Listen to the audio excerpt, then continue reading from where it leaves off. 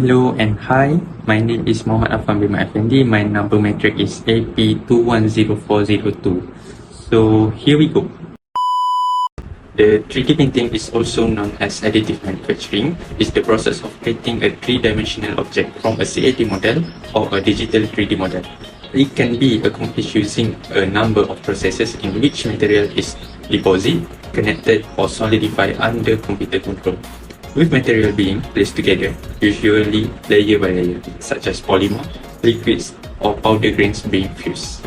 There are so many types of 3D printing machine that has been used nowadays. For example, the first one, Stereolithography (SLA), Selective Laser Sintering (SLS), Fused Deposition Modeling (FDM), Digital Light Process (DLP), Multi-Jet Fusion (MJF), Polyjet, Direct Metal Laser Sintering (DMLS), and the last one is Electron Beam Melting (EBM). So today I has choose to talk about Stereolithography (SLA) 3D printing machine.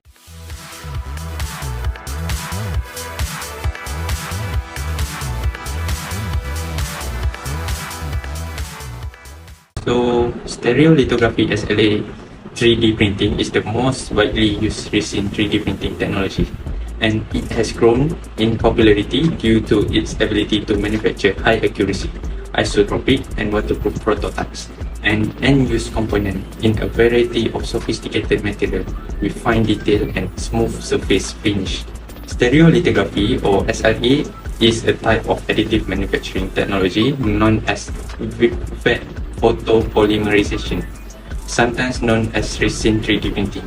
These devices are all constructed on the same principle, which is they use a light source, a laser, or projector to cure liquid resin into rigid plastic. The layout of the basic components, such as the light source, construction platform, and resin tank, is the fundamental physical difference. The next part, which is the material when we are using the SLA 3D printing. So the liquid ingredient used in SLA printing are thermoset polymer and are frequently referred to as resins. A broad range of resins are commercially accessible, and it is also feasible to test different composition using handmade resin such as standard resin, engineering resin, dental and medical resin, customer resin, and biomaterial resin. They have many type resin that we have been used to each type that we are going to use. I'm going to explain about the uses of SLA 3D printing machine.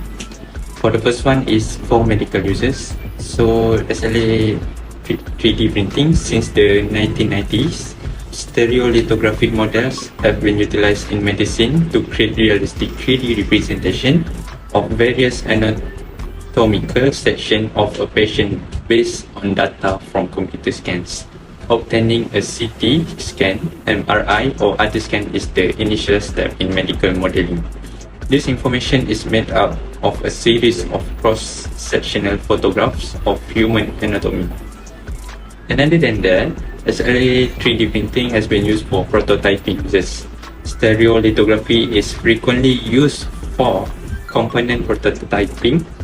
Stereolithography can generate precise prototypes, even of unusual forms, at a minimal cost. Business might utilize prototypes to test the design of their product or to promote the final product, but this SLA 3D printing can be used to make the functional prototypes. So the advantage of SLA 3D printing machine, the first one is SLA can produce parts with very high dimensional accuracy and with integrate details.